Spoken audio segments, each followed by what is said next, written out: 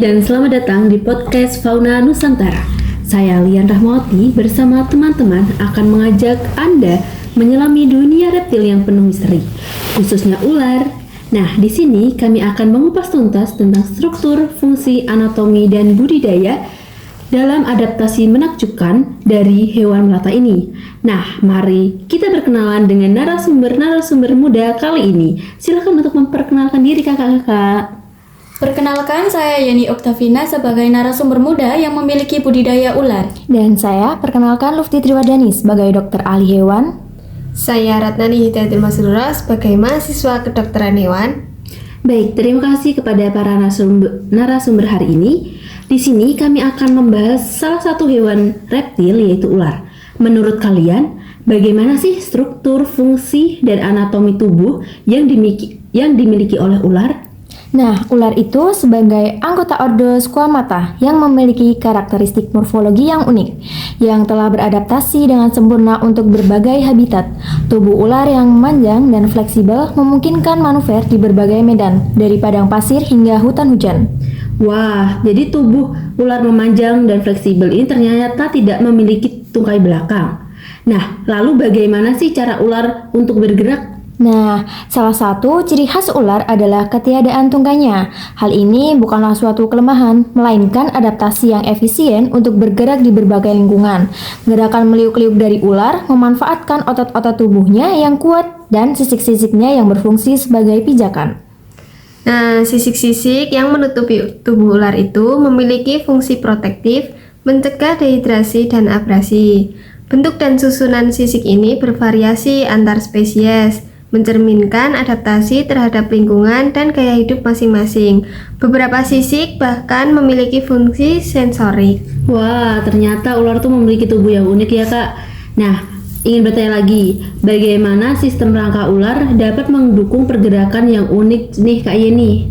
Jadi, sistem rangka ular itu terdiri dari tulang tengkorak, tulang belakang yang panjang dan juga fleksibel, serta tulang rusuk yang banyak.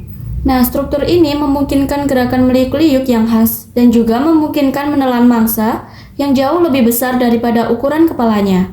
Lalu bagaimana sih kak ular ini dapat mendeteksi mangsanya dan lingkungan sekitar untuk melakukan pemangsaan gitu kak? Jadi, ular itu memiliki indera penciuman yang tajam dan juga dibantu oleh organ Jacobson yang terletak di langit-langit mulut. Nah, organ ini dapat mendeteksi partikel-partikel kimiawi di udara dan juga memberikan informasi mengenai keberadaan mangsa atau potensi bahaya.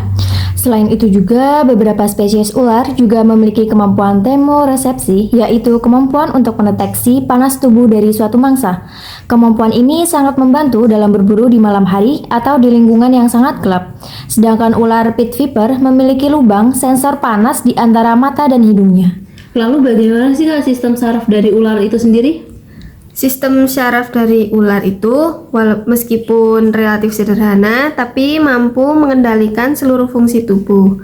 Otak ular relatif kecil dibandingkan dengan ukuran tubuhnya, namun cukup efisien dalam mengolah informasi sensorik dan mengendalikan perilaku. Adapun adaptasi pada ular yang menakjubkan ini memungkinkan mereka untuk bertahan hidup dan berkembang di berbagai ekosistem.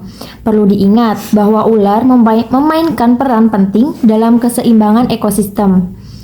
Benar sekali Kak Lufti, ular ini berperan sebagai predator dan mangsa dalam rantai makanan. Nah, keberadaan mereka ini dapat membantu mengontrol populasi hewan lain. Namun, pada populasi ular, di banyak tempat terancam oleh aktivitas manusia, seperti perusakan habitat dan perburuan liar. Konservasi ular sangat penting untuk menjaga keseimbangan pada ekosistem. Penting sih untuk meningkatkan kesadaran masyarakat tentang pentingnya konservasi ular dan peran mereka dalam lingkungan. Pendidikan dan penelitian lebih lanjut sangat dibutuhkan untuk memahami dan melindungi spesies-spesies ular. Wah, menarik sekali nih.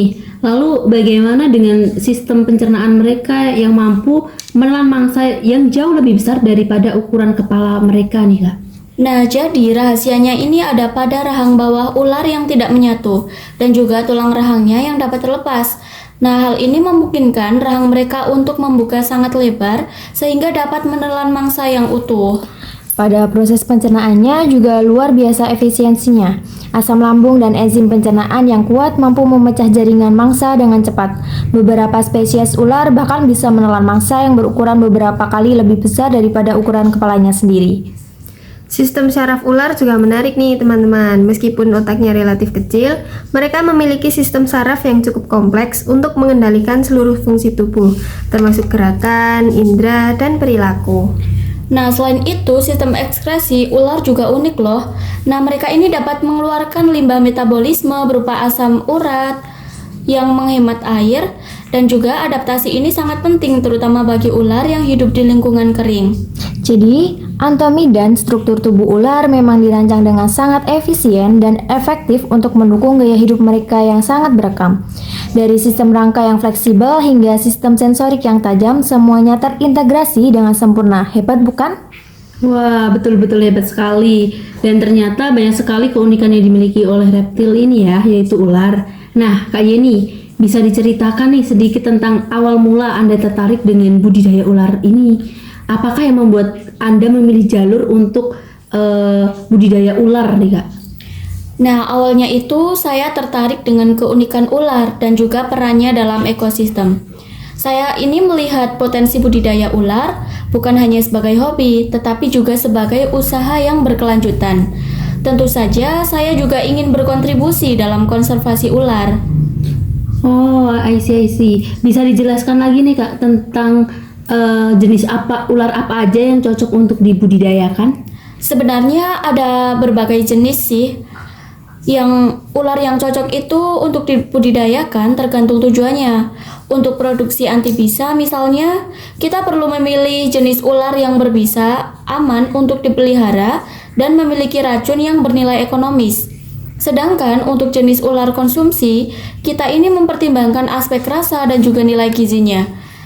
Beberapa ular legal yang aman dikonsumsi jika diproses dengan benar dan memenuhi standar kesehatan, misalnya ular sanca kembang, di mana dagingnya rendah lemak dan juga tinggi protein, yang dapat diolah menjadi hidangan seperti sate atau sup. Wah, ternyata ular juga memiliki kandungan yang baik ya, serta dapat dikonsumsi. Lalu bagaimana dengan aspek legalitasnya, Kak Yeni? Adakah peraturan khusus yang harus dipenuhi untuk membudidayakan ular? Benar sekali Kak Lufti, budidaya ular harus sesuai dengan peraturan yang berlaku. Beberapa jenis ular yang legal untuk dibudidayakan di Indonesia berdasarkan Peraturan Menteri Lingkungan Hidup dan Kehutanan Nomor 20/MENLHK/Satjen/KUM 1 Juni 2018 mengenai jenis tumbuhan dan satwa yang harus dilindungi. Wah, menarik juga ya. Lalu salah satu jenis budidaya ular apa ya, Kak Eni, mengenai ular yang legal untuk dibudidayakan berdasarkan peraturan tersebut? Nah, untuk itu salah satu contoh ular legal yang dapat dibudidayakan adalah ular sanca kembang, di mana ular tersebut saya budidayakan untuk pembuatan industri fashion yang saya manfaatkan pada kulitnya dan dagingnya untuk dikonsumsi. Wah, sangat hebat betul ya Kak Eni dalam pembudidayaan ular ini untuk keperluan sandang maupun pangan dengan pemanfaat pemeliharaan ular tersebut. Benar sekali Kak Lufti, dengan begitu saya juga memenuhi peraturan serta perlindungan satwa yang telah berlaku. Lalu untuk perawatannya itu bagaimana? Apa saja sih yang perlu diperhatikan dalam memelihara ular di penangkaran? Jadi perawatan ular yang saya lakukan di penangkaran itu perlu memperhatikan beberapa hal penting. Di antaranya yaitu ada suhu, kelembapan, dan juga jenis makanan yang sesuai dengan spesies ular tersebut. Nah, kesehatan dan kebersihan kandang juga harus diperhatikan untuk mencegah penyakit. Wah, kalau tanya nih Kak, kalau berdasarkan pengalaman Kakak, apakah ada tantangan khusus nih dalam budidaya ular? Kalau untuk itu tentu saja ada. Salah satunya tantangan terbesar adalah menjaga kesehatan ular agar tetap prima. Nah, penyakit bisa menyebar dengan cepat di antara ular sehingga kita perlu selalu waspada dan juga menjaga kebersihan kandang. Selain itu, untuk memperoleh bibit ular yang berkualitas juga penting untuk keberhasilan budidaya. Lalu bagaimana dengan pemasaran produk hasil budidaya ular ya Kak Eni? Pemasaran produk budidaya ular bisa melalui berbagai saluran, tergantung jenis produknya. Misalnya, pada antibisa ular dipasarkan melalui ke rumah sakit atau lembaga terkait. Sedangkan untuk produk olahan lainnya, kita bisa memasarkan melalui toko online atau bekerja sama dengan distributor. Lalu Kak, apakah budidaya ular ini menguntungkan? Budidaya ular ini menguntungkan jika dikelola dengan baik dan benar. Namun, kita perlu mempertimbangkan berbagai faktor termasuk biaya operasional, harga jual produk, dan juga permintaan pasar. Baik, terima kasih kepada Kak Jenny atas penjelasannya. Semoga informasi ini dapat bermanfaat bagi pendengar yang tertarik dengan budidaya ular. Ingat, budidaya ular harus dilakukan secara bertanggung jawab dan berkelanjutan untuk menjaga kelestarian spesies ular di alam liar. Nah, sebelum kita akhiri, ada satu pertanyaan terakhir untuk kalian semua nih Kak. Nah, apa pesan atau harapan yang ingin kalian sampaikan kepada masyarakat tentang ular dan budidaya? Dari saya pribadi nih, saya ingin mengajak masyarakat untuk melihat ular itu bukan hanya sebagai hewan yang menakutkan, tetapi juga sebagai bagian penting dari ekosistem yang memiliki nilai ekonomi dan ilmiah. Budidaya ular secara bertanggung jawab bisa menjadi solusi untuk mengurangi perburuan liar sekaligus menjaga kelestarian lingkungan. Saya sangat setuju dengan Kak Yeni. Selain itu, sangat penting untuk selalu mengutamakan keselamatan dan kesehatan, baik untuk ular maupun manusia itu sendiri. Edukasi mengenai penanganan ular yang aman dan pemahaman tentang spesiesnya sangat diperlukan agar tidak terjadi kesalahpahaman yang sangat berbahaya. Dari saya berharap semakin banyak orang yang menyadari pentingnya konservasi ular. Dengan dukungan penelitian dan kebijakan yang tepat, kita dapat menciptakan keseimbangan antara pemanfaatan dan pelestarian ular untuk generasi mendatang. Baik, terima kasih kepada Kak Jenny, Kak Lufti, dan Kak Ratnani atas diskusi yang sangat menarik hari ini. Untuk para pendengar, jangan lupa untuk selalu menghargai keberadaan ular dan mendukung upaya pelestariannya. Sampai jumpa di episode berikutnya di podcast Fauna Nusantara. Jangan lupa untuk subscribe, like, dan share podcast ini agar lebih banyak orang yang teredukasi tentang dunia reptil. Saya, Lian Rahmawati, bersama kelompok 5 mengucapkan terima kasih dan sampai jumpa. Sampai jumpa.